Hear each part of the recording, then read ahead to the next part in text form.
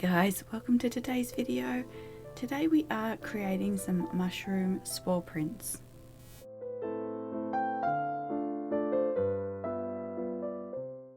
This year and last year I've been really excited about printing, so learning about etching, aquatints, mezzotints, monoprints, stone lithography, and just all kinds, like difference between relief printing and etching and all those things. So today we're going to do something a little bit special, and we are creating a monoprint from mushrooms. So in this process we prepare all the kind of variables, and the mushroom itself will create the print for us.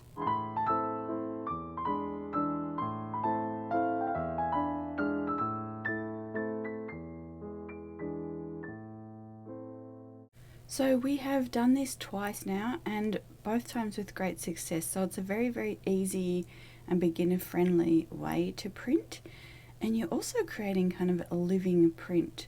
So the most difficult thing is actually finding mushrooms. So we have this tiny little one.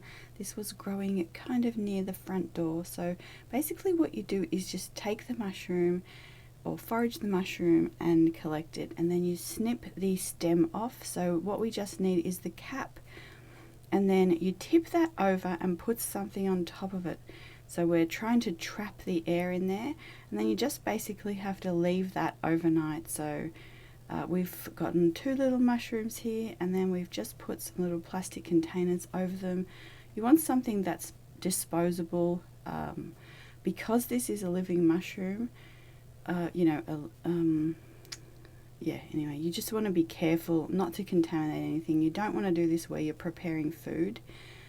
And then we will go through, and I'll show you as well. We have this little book on mushrooms and how to actually figure out which mushroom you have. So we think this one is a thimble cap, so we're not experts in this. So if you have any ideas, chime in below. But it's really interesting, the whole process, using the book to identify them. The book itself is really beautiful. I'll give you a little bit more of a flip through. We think it's the thimble cap there. But yeah, I'll give you a little bit more of a flip through in a minute of the book. It's really interesting. So, you know, there are a lot of different ways to create art and to find inspiration. And yeah, this has been one of ours in the last couple of weeks. So we left these overnight, and then you take them off, and there you have your spore print. So basically the mushroom is releasing the spores that would normally go into the ground to create mycelium or create other mushrooms. And the network of mycelium, it's kind of like the root system for the mushrooms. It's really important because it's a cleaning agent, so it can even help like some pretty serious things. So yeah, but really nice. And you can see like just how nicely the mushroom prints come out. The thing about it is that it's releasing the actual spores, so it's a living print. So you could actually grow mushrooms from these prints. So you do have to be careful how you store them and where you store them. So generally putting them behind glass in a frame is the way to do things. But so this is the book, and then in the front it kind of explains a little bit about how to figure out the gill attachment, the gills, the color of them, the color of the cap. So you kind of go from the gill to the gill attachment to the color of the cap, to the color of the stalk, and then the size of the stalks. This was a really tiny small one.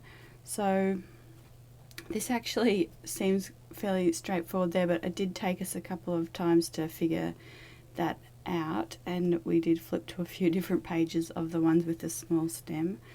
So yeah, I think that is what we have there. And this book itself is filled with so much information and beauty, the colors of the different mushrooms, and just flipping through it is really inspiring.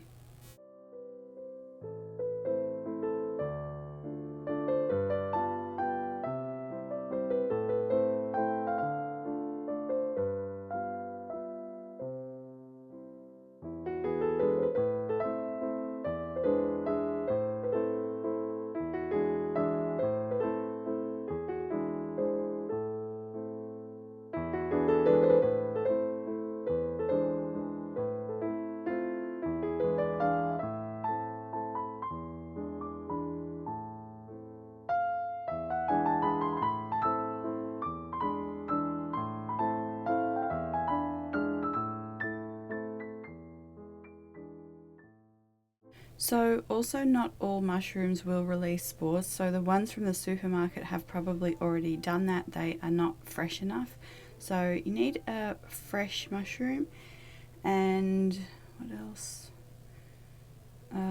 Like for example, not every mushroom has gills so these ones here, I am not sure if these are a moral mushroom but these ones do not have gills, so they can't create this type of a spore print. But again, they're just beautiful to paint. So yeah, I do have another video coming up a little bit later on today. I still have to edit it and finish a few things about actually, so we'll do some painting of some of these things.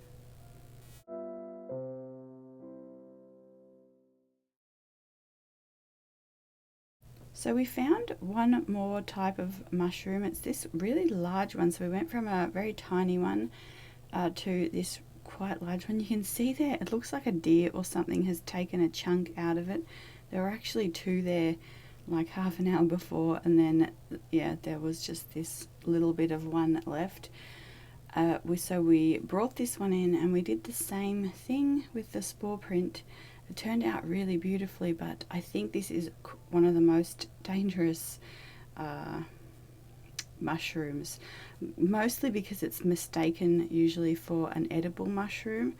So yeah, it is not safe. So one of the things they say is obviously not digest mushrooms, and so yeah, keep it away from where you prepare food and those kind of things. But I did watch a really beautiful, so again you can see we're just trimming the stalk off, placing it on, we're actually placing this on black paper because of the white gills. But I watched a really amazing video about making lake pigments, so dyeing with mushrooms, so I'm going to link that below as well. It's so interesting. And then there you can see the print. So we'll often or we have like moved it again and left it overnight again, and you get like a fainter print, so you can kind of do it twice. You can see like how many spores are released the first time you do it, so you get a really dense beautiful one, and then you get kind of a softer print. So it's really lovely thing to do. But again, we will paint some of these later on today. And yeah, so you can see like the size difference, the tiny little thimble cap and then this really large one. And you can see how beautifully it turned out even without, so with the chunk missing, that just all adds to the character and the overall beauty of the actual thing. So we have these two little deers. We have the mother and the babies. I think they're little twins, and they're just kind of always on the lawn. We come home and they're like kind of sitting there, and they just want us to leave them alone. So yeah. Anyway, so we try not to disturb them too much, but yeah, they've just been really enjoying being there, and we will possibly doing a little bit of painting of them as well. So that is pretty much it for now, guys. I will see you again later on today with like the painting portion. I still have to finish some things, edit some things, but yeah, I hope you enjoyed this.